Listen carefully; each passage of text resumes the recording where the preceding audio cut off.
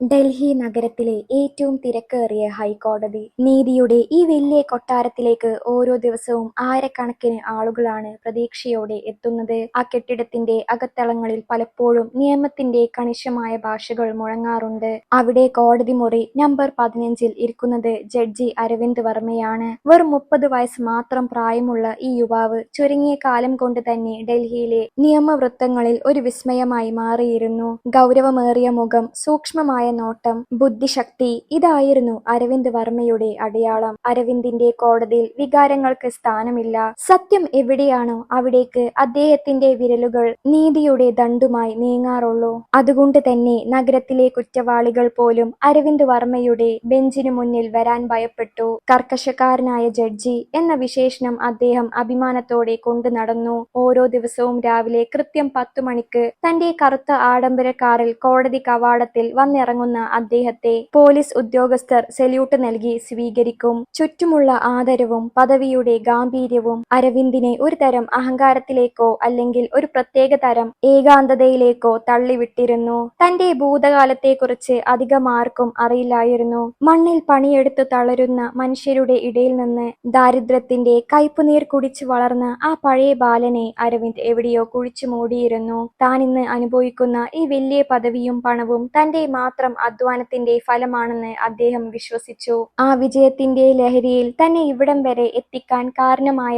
പഴയ മുഖങ്ങളെ അദ്ദേഹം മറന്നു. അന്നും പതിവ് പോലെ കോടതി പരിസരം തിരക്കിലായിരുന്നു. കത്തുന്ന വേനൽ ചൂടിൽ ആളുകൾ തണൽ തേടി ഓടുന്നു. കോടതിയുടെ പ്രധാന കവാടത്തിന് സമീപം സിമന്റ് പടവുകളുടെ ഒരു മൂലയിൽ ഒരു വൃദ്ധനും വൃദ്ധയും ഇരിക്കുന്നുണ്ടായിരുന്നു. അവരുടെ വസ്ത്രങ്ങൾ മുഷിഞ്ഞതും കീറിപ്പറഞ്ഞതുമാണ്. മുഖത്ത് പ്രായം കാരണം ചുളിവുകൾ കാണാം. അവരുടെ കയ്യിലുണ്ടായിരുന്ന ഒരു പഴയ അലുമിനിയം പാത്രത്തിൽ ദയ തോന്നി ആരോ ഇട്ട് കുറച്ച് നാണയക്കൂട്ടങ്ങൾ കിടന്നു കുലുങ്ങി. ഇടക്ക് കടന്നു പോകുന്നവരോട് ആ വൃദ്ധൻ വിറക്കുന്ന ശബ്ദത്തിൽ പറയുന്നുണ്ട്, "മകനെ, എന്തെങ്കിലും തരുവോ? ദൈവം നിന്നെ രക്ഷിക്കും." പക്ഷേ ആ വലിയ കോടതിയിലേക്ക് നീതി തേടി ഓടി വന്നവർക്കൊന്നും ഈ വൃദ്ധരുടെ വിശപ്പിന്റെ വിളി കേൾക്കാൻ സമയമില്ലായിരുന്നു. അരവിന്ദന്റെ കാറ് ഗേറ്റ് കടന്ന് മുന്നിൽ വന്നു നിന്നു. ഡ്രൈവർ ഓടി വന്ന് വാതിൽ തുറന്നു. വെള്ള ഷർട്ടും കറുത്ത കോട്ടും ധരിച്ച് ഗൗരവം വിടാതെ അരവിന്ദ് കാറിൽ നിന്നിറങ്ങി. എല്ലാവരും ബഹുമാനത്തോടെ വഴി മാറിക്കൊടുത്തു. താൻ നടന്നു പോകുന്ന വഴിയിൽ ഇരിക്കുന്ന ആ യാചകരെ അദ്ദേഹം ആദ്യം ശ്രദ്ധിച്ചതേയില്ല. എന്നാൽ അകത്തേക്ക് കയറാൻ ഒരുങ്ങവേ യാദൃശികമായി അദ്ദേഹത്തിന്റെ നോട്ടം ആ വൃദ്ധരിലേക്ക് പതിഞ്ഞു. ആ നിമിഷം സമയം നിന്നതുപോലെ അരവിന്ദിന് തോന്നി. ആ വൃദ്ധന്റെ നരച്ച മുടിയും കണ്ണുകളിലെ ആ പ്രത്യേക തിളക്കവും അരവിന്ദന്റെ ഓർമ്മച്ചെപ്പിൽ എവിടെയോ ഭദ്രമായി വെച്ചിട്ടുള്ള ചിത്രങ്ങളുമായി സാമ്യമുള്ളതായിരുന്നു. ഒരു നിമിഷം അദ്ദേഹം അവിടെ സ്തംഭിച്ചു നിന്നു. തന്റെ കണിശമായ വിധിന്യായങ്ങൾക്കിടയിൽ ഒരിക്കലും വരാത്ത ഒരു തരം വിറയൽ അദ്ദേഹത്തിന്റെ ശരീരത്തിലൂടെ കടന്നുപോയി. പക്ഷേ തന്റെ ചുറ്റുമുള്ളവരുടെ കണ്ണുകൾ തന്നെ ശ്രദ്ധിക്കുന്നുണ്ടെന്ന് ബോധ്യമുള്ളതുകൊണ്ട് അദ്ദേഹം വേഗത്തിൽ തന്നെ സ്വയം നിയന്ത്രിച്ചു. വെറും യാചകർ, ഈ നഗരത്തിൽ ഇത്തരം കാഴ്ചകൾ പതിവാണല്ലോ എന്ന് മനസ്സിനെ പറഞ്ഞു പഠിപ്പിക്കാൻ അദ്ദേഹം ശ്രമിച്ചു. എങ്കിലും ആ വൃദ്ധയുടെ കണ്ണുകളിലെ ആഴത്തിലുള്ള വേദന അദ്ദേഹത്തിന്റെ നീതിപീഠത്തിലെ ഗൗരവത്തെ അസ്വസ്ഥമാക്കാൻ തുടങ്ങിയിരുന്നു. കോടതിയുടെ വിസ്താരമുള്ള ഹാളിലൂടെ തന്റെ ചേംബറിലേക്ക് നടക്കുമ്പോൾ അരവിന്ദ് വർമ്മയുടെ ഉള്ളിൽ ഒരു കൊടുങ്കാറ്റ് വീശുന്നുണ്ടായിരുന്നു. ഓരോ ചുവടിലും പുറത്തെ പടവുകളിൽ കണ്ട ആ 2 മുഖങ്ങൾ അദ്ദേഹത്തിന്റെ കൺമുന്നിൽ തെളിഞ്ഞു വന്നു. തന്റെ ഗൗരവമേറിയ മുഖഭാവത്തിനു പിന്നിൽ ഒളിപ്പിച്ചു വെച്ചിരുന്ന അസ്വസ്ഥത ആരും കാണാതിരിക്കാൻ അദ്ദേഹം ശ്രദ്ധിച്ചു. ചേംബറിൽ എത്തിയ ഉടനെ കസേരയിലേക്ക് തളർന്നിരുന്ന അദ്ദേഹം കണ്ണുകൾ അടച്ചു. സാധാരണയായി കോടതി നടപടികൾക്ക് മുമ്പ് ഫയലുകൾ നോക്കി മനസ്സിനെ പാകപ്പെടുത്താറുള്ള അരവിന്ദന് അന്ന് അതിന് സാധിച്ചില്ല. അത് അവരാണോ? അദ്ദേഹത്തിന്റെ മനസ്സ് മന്ത്രിച്ചു. അല്ല, ആയിരിക്കില്ല. അവർ എങ്ങനെ ഇവിടെ എത്തും? 10 വർഷം നീണ്ട കാലയളവിനിടയിൽ ലോകം എത്ര മാറി! ഇത് വെറും സാമ്യം മാത്രമായിരിക്കും.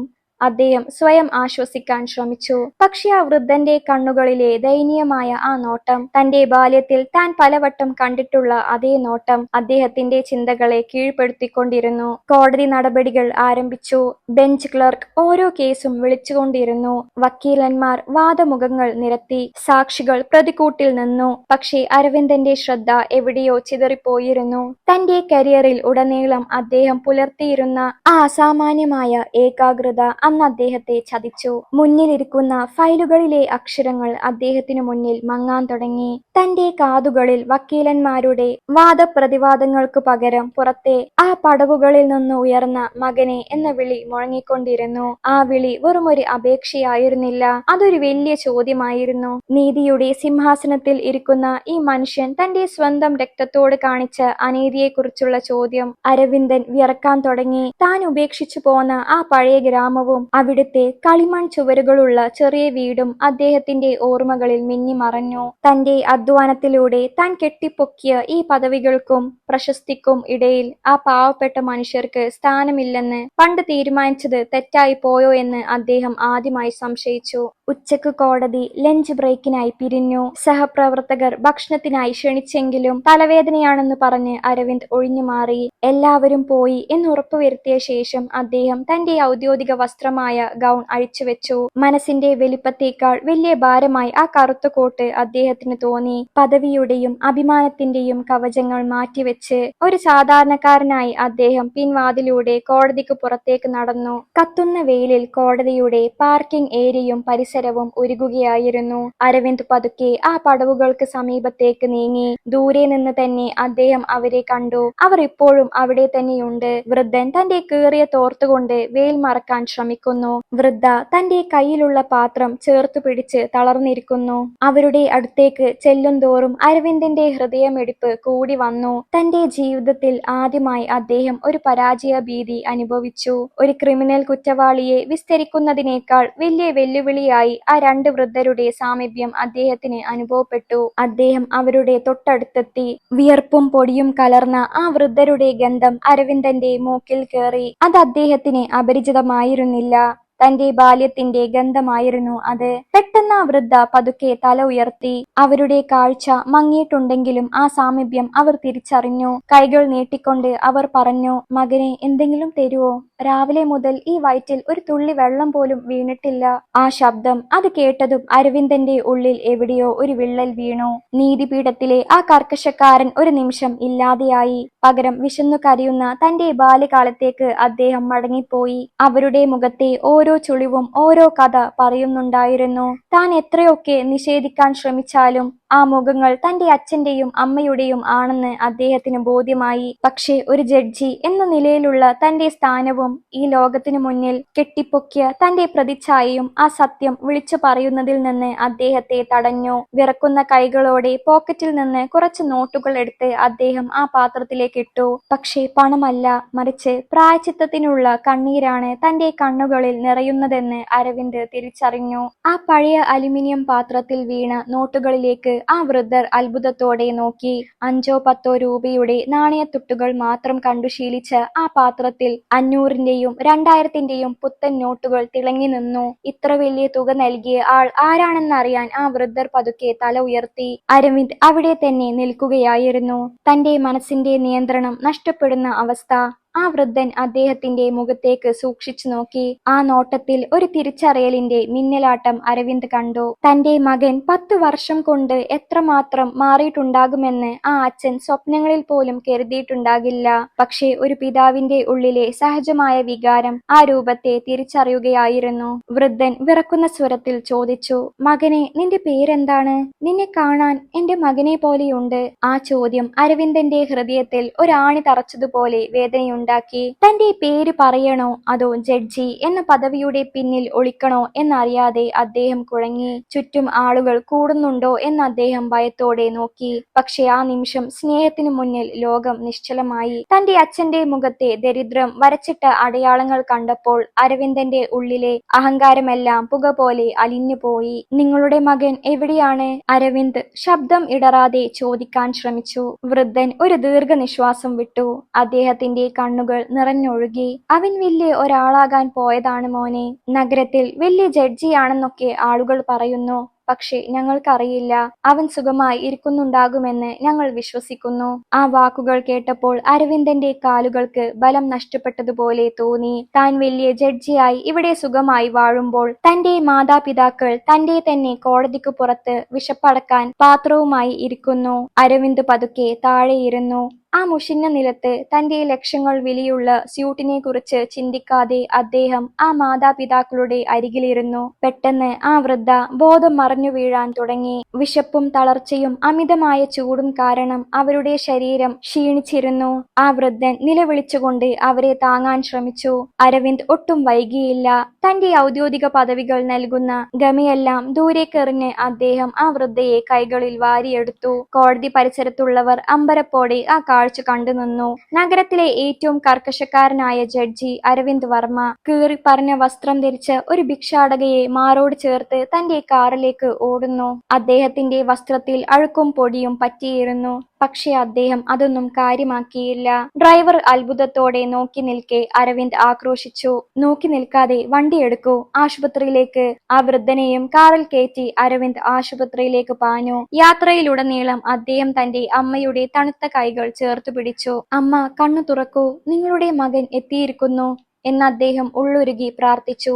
10 വർഷമായി വിളിക്കാത്ത ആ മധുരമായ പേര് അമ്മ അദ്ദേഹത്തിന്റെ ചുണ്ടുകളിൽ വീണ്ടും വിരിഞ്ഞു. താൻ ഇത്രയും കാലം ഓടിപ്പിടിച്ച നേട്ടങ്ങളെല്ലാം വെറും പാഴ്വസ്തുക്കളാണെന്നും ഈ മാതാപിതാക്കളുടെ സ്നേഹമാണ് തന്റെ യഥാർത്ഥ സ്വത്തെന്നും ആ യാത്രയിൽ അരവിന്ദ് തിരിച്ചറിയുകയായിരുന്നു. ആശുപത്രിയുടെ എമർജൻസി വാർഡിലേക്ക് അവരെ എത്തിക്കുമ്പോൾ അരവിന്ദന്റെ കണ്ണുകൾ നിറയുന്നുണ്ടായിരുന്നു. ആശുപത്രിയുടെ ICUവിന് പുറത്തുള്ള വരാന്തയിൽ അരവിന്ദ് വർമ്മ തളർന്നിരുന്നു. തന്റെ വെള്ള ഷർട്ടിൽ അമ്മയുടെ വസ്ത്രങ്ങളിൽ നിന്നുള്ള കറകളും പൊടിയും പറ്റിയിരിക്കുന്നു. എങ്കിലും അത് തുടച്ചു മാറ്റാൻ അദ്ദേഹത്തിന് തോന്നിയില്ല.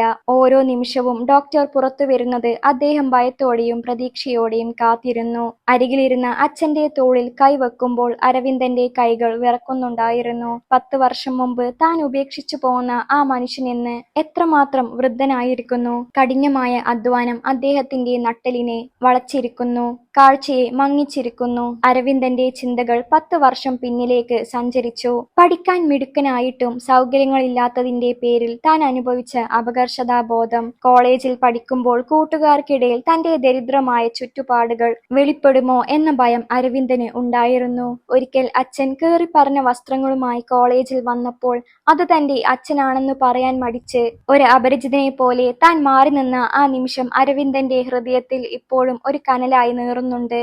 നിയമപഠനം കഴിഞ്ഞ് ജോലി ലഭിച്ചപ്പോൾ ഈ ദാരിദ്ര്യത്തിൽ നിന്നും തന്നെ പരിഹസിച്ചവരിൽ നിന്നും എന്നേക്കുമായി രക്ഷപ്പെടണമെന്ന വാശിയിലായിരുന്നു അരവിന്ദ്. നഗരത്തിലെ പുതിയ ജീവിതത്തിൽ തന്റെ മാതാപിതാക്കൾ ഒരു ഭാരമാകുമെന്ന് അദ്ദേഹം കരുതി. താൻ കുറച്ചു പണം സമ്പാദിച്ചിട്ട് വരാം എന്ന് പറഞ്ഞ് വീട് വിട്ടിറങ്ങിയ അരവിന്ദ് പിന്നീട് ആ വഴിക്ക് തിരിഞ്ഞു നോക്കിയില്ല. കത്തുകൾ അയച്ചില്ല, ഫോൺ വിളിച്ചില്ല. ഓരോ വിജയവും നേടിയപ്പോൾ തനിക്കാരുമില്ലെന്നും താൻ സ്വയം വളർന്നവനാണെന്നും അദ്ദേഹം ലോകത്തിനു മുന്നിൽ വീരവാദം മുഴക്കി. വീട് ജപ്തിയായപ്പോഴോ രോഗങ്ങൾ തളർത്തിയപ്പോഴോ അവർ തന്നെ എത്രമാത്രം വിളിച്ചിട്ടുണ്ടാകും. ആ ഗ്രാമത്തിൽ നിന്ന് തന്റെ മകനെ തേടി ഈ വലിയ നഗരത്തിൽ എത്തിയ അവർ എത്ര തെരുവുകളിൽ അലഞ്ഞിട്ടുണ്ടാകും. വിശപ്പടക്കാൻ തന്റെ തന്നെ കോടതിയുടെ മുന്നിൽ ഭിക്ഷപാത്രം നീട്ടേണ്ടി വന്ന അവരുടെ അവസ്ഥക്ക് കാരണം തന്റെ അഹങ്കാരമല്ലേ? ജഡ്ജി സാർ, തന്റെ അച്ഛൻ വിളിച്ചപ്പോൾ അരവിന്ദ് ഞെട്ടിപ്പോയി. ഇപ്പോഴും അദ്ദേഹം തന്നെ ജഡ്ജി സാർ എന്നാണ് വിളിക്കുന്നത്. സ്വന്തം മകനെ തിരിച്ചറിഞ്ഞിട്ടും തന്റെ ദയനീയാവസ്ഥ മകന്റെ പദവിക്ക് മങ്ങലേൽപ്പിക്കുമോ എന്ന ഭയം ആ അച്ഛന്റെ വാക്കുകളിൽ ഉണ്ടായിരുന്നു. സർ, അവൾക്ക് വലിയ കുഴപ്പമൊന്നും ഉണ്ടാവില്ലല്ലോ അല്ലേ? അവൾക്ക് നിങ്ങളെ കാണണമെന്ന് വലിയ ആഗ്രഹമായിരുന്നു. രാത്രിയിൽ ഉറക്കത്തിൽ പോലും അരവിന്ദ് വരും, അവൻ നമ്മളെ കൊണ്ടുപോകും എന്നവൾ പറയാറുണ്ട്. ആ വാക്കുകൾ അരവിന്ദന്റെ ഹൃദയത്തെ കീറിമുറിച്ചു. താൻ അവരെ മറന്നപ്പോൾ അവർ തനിക്കു വേണ്ടി പ്രാർത്ഥിക്കുകയായിരുന്നു. ലോകം തന്നെ നീതിമാനെന്ന് വിളിക്കുമ്പോഴും തന്റെ മാതാപിതാക്കളുടെ കണ്ണുനീരിനു മുന്നിൽ താൻ ഏറ്റവും വലിയ കുറ്റവാളിയാണെന്ന് അരവിന്ദ് തിരിച്ചറിഞ്ഞു. പെട്ടെന്ന് ICUവിന്റെ വാതിൽ തുറന്ന് ഡോക്ടർ പുറത്തു വന്നു. അരവിന്ദ് ചാടി എഴുന്നേറ്റു. ഡോക്ടറുടെ മുഖത്ത് ഒരു മ്ലാനത ഉണ്ടായിരുന്നു. മിസ്റ്റർ അരവിന്ദ്, അവർക്ക് ബോധം വന്നിട്ടുണ്ട്, പക്ഷേ ശരീരം വളരെ ദുർബലമാണ്. വർഷങ്ങളായുള്ള പോഷകാഹാരക്കുറവും മാനസികമായ തളർച്ചയുമാണ് പ്രശ്നം. നിങ്ങൾ ഉടനെ വന്ന് അവരെ കാണൂ, അവർ നിങ്ങളുടെ പേര് വിളിക്കുന്നുണ്ട്. അരവിന്ദ് പതുക്കെ മുറിക്കുള്ളിലേക്ക് നടന്നു. വെളുത്ത വിരിപ്പുകൾക്കിടയിൽ മെലിഞ്ഞുണങ്ങിയ തന്റെ അമ്മ ഒരു ചെറിയ കുഞ്ഞിനെ പോലെ കിടക്കുന്നു. യന്ത്രങ്ങളുടെ ശബ്ദങ്ങൾക്കിടയിൽ അവരുടെ ശ്വാസം വല്ലാതെ കിതക്കുന്നുണ്ടായിരുന്നു. ഉണ്ടായിരുന്നു. അരവിന്ദ് അവരുടെ അരികിലിരുന്ന് ആ കൈകൾ തന്റെ നെഞ്ചോട് ചേർത്തു. അമ്മേ, ഇത് ഞാനാണ് അരവിന്ദ്. ആ വൃദ്ധ പതുക്കെ കണ്ണുകൾ തുറന്നു. ആ നോട്ടത്തിൽ പരിഭവങ്ങളില്ലായിരുന്നു, വെറുപ്പില്ലായിരുന്നു. പകരം വർഷങ്ങൾ നീണ്ട കാത്തിരിപ്പിന് വിരാമമിട്ടുകൊണ്ടുള്ള ആ വലിയ സ്നേഹക്കടൽ മാത്രമായിരുന്നു അവിടെ. അവർ പതുക്കെ പുഞ്ചിരിക്കാൻ ശ്രമിച്ചു. ആ പുഞ്ചിരി കണ്ടപ്പോൾ അരവിന്ദന്റെ കണ്ണുകളിൽ നിന്ന് കണ്ണുനീർ ഒഴുകി. താൻ നേടിയ എല്ലാ പദവികളും ആ സ്നേഹത്തിനു മുന്നിൽ ഒന്നുമല്ലെന്ന് അദ്ദേഹം തിരിച്ചറിഞ്ഞു. തന്റെ ജീവിതത്തിലെ ഏറ്റവും വലിയ വിധിന്യായം സ്വന്തം മനസ്സിൽ അദ്ദേഹം രേഖപ്പെടുത്തി കഴിഞ്ഞു. ഇനിയൊരു നിമിഷം പോലും ഇവരെ പിരിഞ്ഞു നിൽക്കില്ല. ആശുപത്രിയിലെ ആ വൈകാരികമായ കൂടിക്കാഴ്ചയ്ക്ക് ശേഷം അരവിന്ദ് കോടതിയിലേക്ക് മടങ്ങിയെത്തി.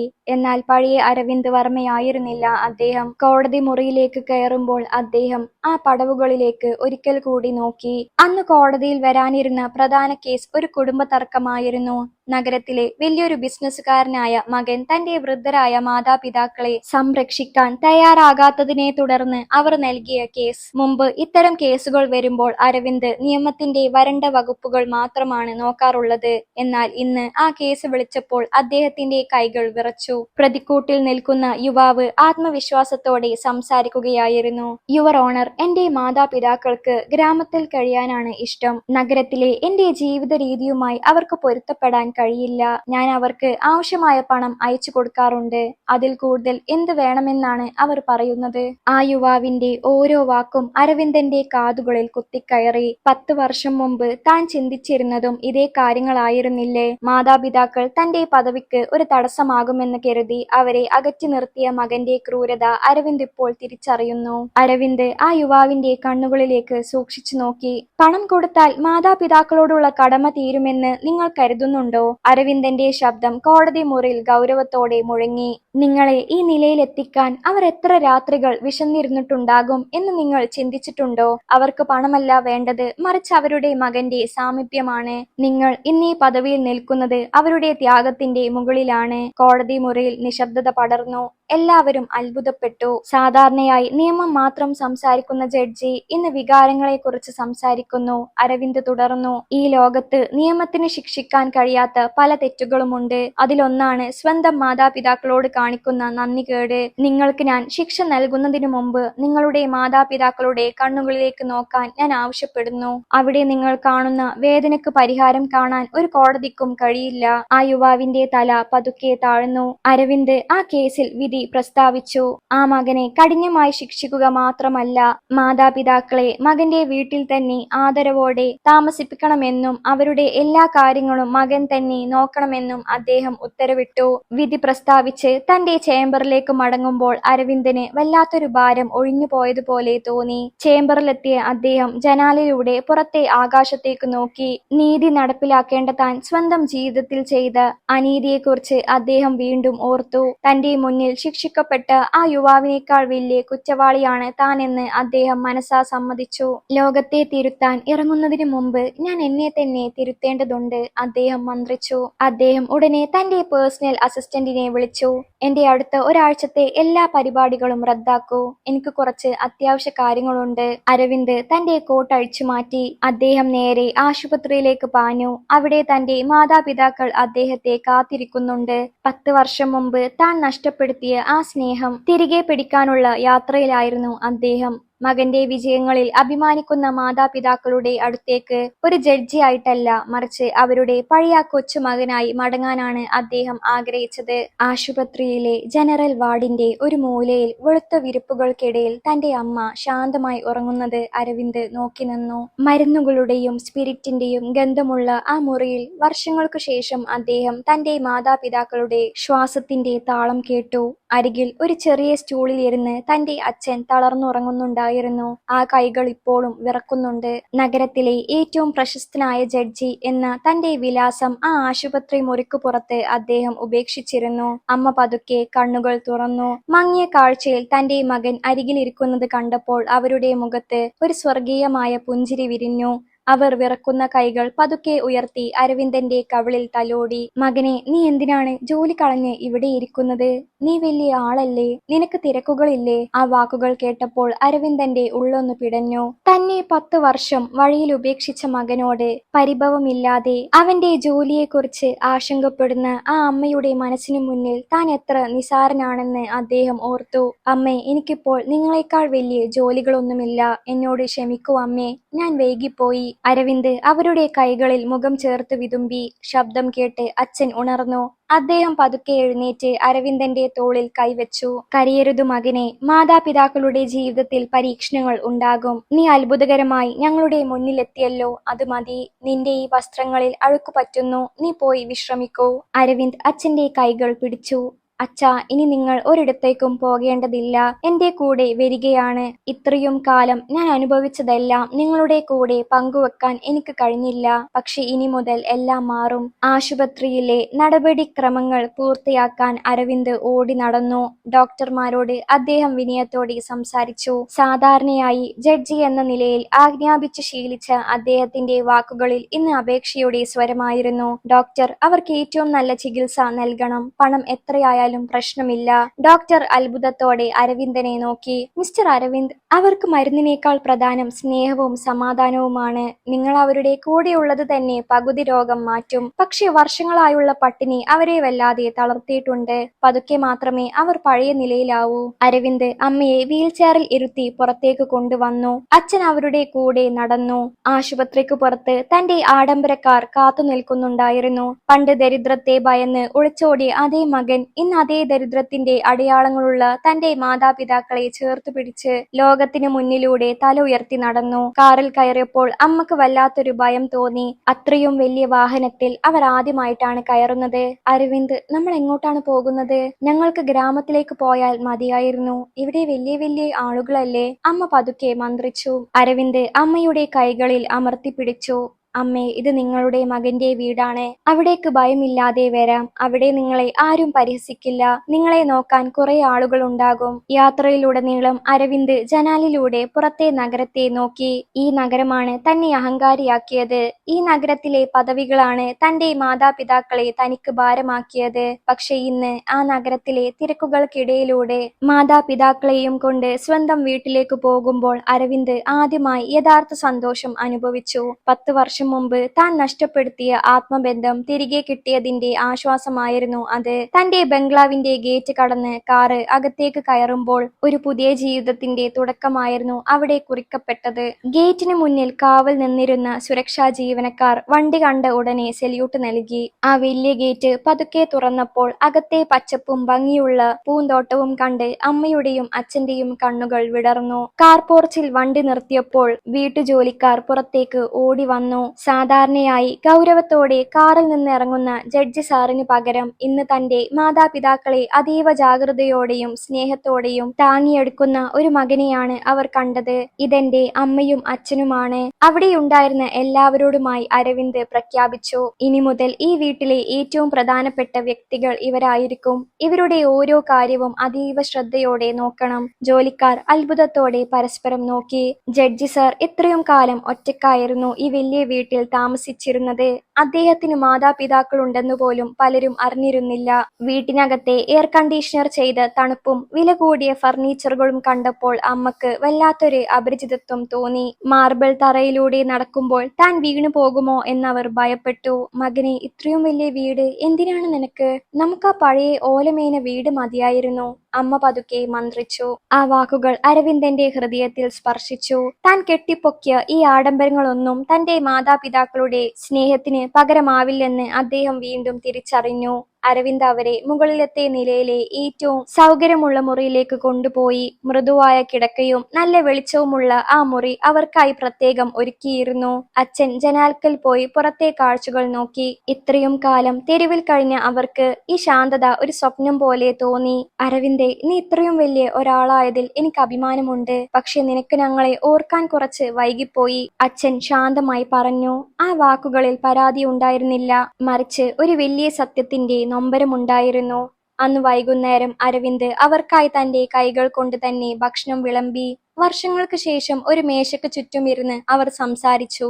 അമ്മ ഗ്രാമത്തിലെ വിശേഷങ്ങൾ പറഞ്ഞു. പണ്ട് തങ്ങൾ അനുഭവിച്ച കഷ്ടപ്പാടുകളും അതിനിടയിലും അരവിന്ദനെ പഠിപ്പിക്കാൻ എടുത്ത പ്രയത്നങ്ങളും അവർ ഓർത്തെടുത്തു. രാത്രിയിൽ അവർ ഉറങ്ങിയെന്ന് ഉറപ്പുവരുത്തിയ ശേഷം അരവിന്ദ് തന്റെ സ്റ്റഡി റൂമിലിരുന്നു. നാളെ കോടതിയിൽ താൻ എങ്ങനെ മുഖം കാണിക്കുമെന്ന് അദ്ദേഹം ചിന്തിച്ചു. ലോകം മുഴുവൻ തന്റെ ഈ മാറ്റത്തെക്കുറിച്ച് സംസാരിക്കാൻ തുടങ്ങിയിട്ടുണ്ട്. മാധ്യമങ്ങൾ തന്റെ വീടിനു മുന്നിൽ തടിച്ചുകൂടാൻ സാധ്യതയുണ്ട്. പക്ഷെ ഇന്ന് അരവിന്ദ് ഭയപ്പെടുന്നില്ല. തന്റെ അഹങ്കാരത്തെക്കാൾ വലുതാണ് തന്റെ സത്യമെന്ന് അദ്ദേഹം തിരിച്ചറിഞ്ഞു. അടുത്ത ദിവസം പുലർച്ചെ തന്നെ അരവിന്ദന്റെ ബംഗ്ലാവിനു മുന്നിൽ മാധ്യമപ്രവർത്തകരുടെ വലിയൊരു നിര തന്നെ തടിച്ചുകൂടിയിരുന്നു. ഹൈക്കോടതി ജഡ്ജി തന്റെ ഭിക്ഷക്കാരായ മാതാപിതാക്കളെ വീട്ടിലേക്ക് കൂട്ടിയിരിക്കുന്നു എന്ന വാർത്ത കാട്ടുതീ പോലെ നഗരത്തിൽ പടർന്നിരുന്നു. ക്യാമറകളുടെ ഫ്ലാഷ് ലൈറ്റുകളും റിപ്പോർട്ടറുടെ ചോദ്യങ്ങളും ആ വീടിന്റെ ശാന്തതയെ ഭേദിച്ചു. സാധാരണയായി തന്റെ സ്വകാര്യ ജീവിതം അതീവ രഹസ്യമായി സൂക്ഷിക്കാറുള്ള അരവിന്ദ് ഇന്ന് ഒളിച്ചോടാൻ തയ്യാറായില്ല. അമ്മയും അച്ഛനും ഭയത്തോടെയാണ് ആൾക്കൂട്ടത്തെ നോക്കിയത്. മകനെ, നിനക്ക് വല്ല ആപത്തും വരുമോ എന്നമ്മ ആകുലപ്പെട്ടു. എന്നാൽ അരവിന്ദ് അവരുടെ കൈകൾ ചേർത്തു പിടിച്ചുകൊണ്ട് പറഞ്ഞു, ഇല്ല അമ്മേ, സത്യം പറയുന്നവർക്ക് ആരെയും ഭയപ്പെടേണ്ടതില്ല. ഇത്രയും കാലം ഞാൻ ഭീരുവായിരുന്നു. എന്നാൽ ഇന്ന് എനിക്ക് ധൈര്യമുണ്ട്. അരവിന്ദ് പതുക്കെ വീടിന്റെ ഗേറ്റിനു പുറത്തേക്ക് നടന്നു. ക്യാമറകൾ അദ്ദേഹത്തിന് നേരെ തിരിഞ്ഞു. ചോദ്യങ്ങളുടെ വലിയൊരു പ്രവാഹം തന്നെ ഉണ്ടായി. സർ, ഈ പ്രായമായവർ നിങ്ങളുടെ മാതാപിതാക്കളാണോ? ഇത്രയും കാലം അവരെ എവിടെയായിരുന്നു ഒളിപ്പിച്ചു വെച്ചിരുന്നത്? ഒരു ജഡ്ജി എന്ന നിലയിൽ ഇത് നിയമവിരുദ്ധമായ നടപടിയല്ലേ? അരവിന്ദ് ശാന്തനായി കൈ ഉയർത്തി എല്ലാവരെയും നിശബ്ദരാക്കി. അദ്ദേഹത്തിന്റെ മുഖത്ത് ആത്മവിശ്വാസവും അതേസമയം ഒരു തരം വിനയവും പ്രകടമായിരുന്നു. അദ്ദേഹം സംസാരിക്കാൻ തുടങ്ങി. അതെ, ഈ ക്യാമറകൾക്ക് മുന്നിൽ നിൽക്കുന്ന ഞാൻ ഇന്ന് കോടതിയിലെ ജഡ്ജി എന്ന നിലയിലല്ല സംസാരിക്കുന്നത്, മറിച്ച് ഒരു മകൻ എന്ന നിലയിലാണ്. ഈ വീട്ടിലേക്ക് ഞാൻ കൊണ്ടുവന്നത് എന്റെ അച്ഛനെയും അമ്മയെയും തന്നെയാണ്. 10 വർഷം മുമ്പ് ഞാൻ അവരെ ഉപേക്ഷിച്ചു പോയതാണ്. ദാരിദ്ര്യത്തോടുള്ള പേടിയും സമൂഹത്തിനു മുന്നിൽ എന്റെ അന്തസ്സ് കുറഞ്ഞു പോകുമോ എന്ന അഹങ്കാരവുമാണ് എന്നെ കൊണ്ട് ആ തെറ്റ് ചെയ്യിപ്പിച്ചത്. ഒരു നിമിഷം അവിടെ നിശബ്ദത പടർന്നു. തന്റെ തെറ്റ് ഇത്രയും പരസ്യമായി ഒരു ജഡ്ജി സമ്മതിക്കുമെന്ന് ആരും കരുതിയിരുന്നില്ല. അരവിന്ദ് തുടർന്നു, ഞാൻ നിയമം പഠിച്ചു, നീതി നടപ്പിലാക്കി. പക്ഷേ എന്റെ സ്വന്തം ജീവിതത്തിൽ ഞാൻ വലിയൊരു അനീതിയാണ് പ്രവർത്തിച്ചത്. ലോകം എന്നെ നീതിമാൻ എന്ന് വിളിക്കുമ്പോഴും എന്റെ ഉള്ളിൽ ഞാനൊരു കുറ്റവാളിയായിരുന്നു. തെരുവോരങ്ങളിൽ എന്റെ മാതാപിതാക്കൾ വിശപ്പടക്കാൻ കൈ നീട്ടുമ്പോൾ ഞാനിവിടെ ആഡംബരത്തിൽ കഴിയുകയായിരുന്നു. അതെന്റെ പരാജയമാണ്. എന്റെ ഔദ്യോഗിക പദവി ഇതിന് തടസ്സമാണെങ്കിൽ ഈ നിമിഷം ഞാൻ രാജിവെക്കാൻ തയ്യാറാണ്. കാരണം എന്റെ കസാരയേക്കാൾ വലുതാണ് എന്റെ അച്ഛനും അമ്മയും. അരവിന്ദന്റെ വാക്കുകൾ കേട്ട് പല റിപ്പോർട്ടർമാരുടെയും കയ്യിലിരുന്ന മൈക്കുകൾ താഴ്ന്നു. ചിലർ അദ്ദേഹത്തിന്റെ സത്യസന്ധതയെ അത്ഭുതത്തോടെ നോക്കി. ഒരു റിപ്പോർട്ടർ ചോദിച്ചു, സർ, ഈ വെളിപ്പെടുത്തൽ നിങ്ങളുടെ കരിയറിനെ ബാധിക്കില്ലേ?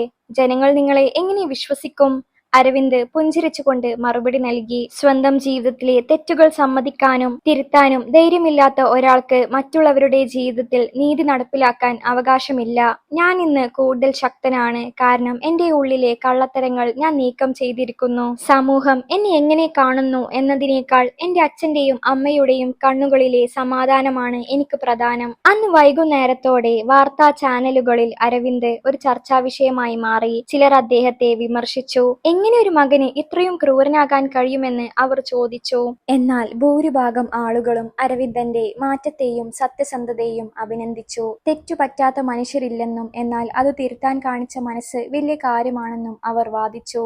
അരവിന്ദൻ തന്റെ മുറിയിലേക്ക് മടങ്ങിയെത്തിയപ്പോൾ അച്ഛൻ അദ്ദേഹത്തെ കെട്ടിപ്പിടിച്ചു. ആ കണ്ണീർ അരവിന്ദന്റെ തോളിൽ വീണപ്പോൾ അദ്ദേഹം അറിഞ്ഞു, തന്റെ പ്രായശ്ചിത്തം പൂർണ്ണമായി തുടങ്ങിയിരിക്കുന്നു എന്ന്. പദവികൾ നഷ്ടപ്പെട്ടാലും തനിക്ക് പരാതിയില്ലെന്ന് ഉറച്ച വിശ്വാസത്തിലായിരുന്നു അദ്ദേഹം.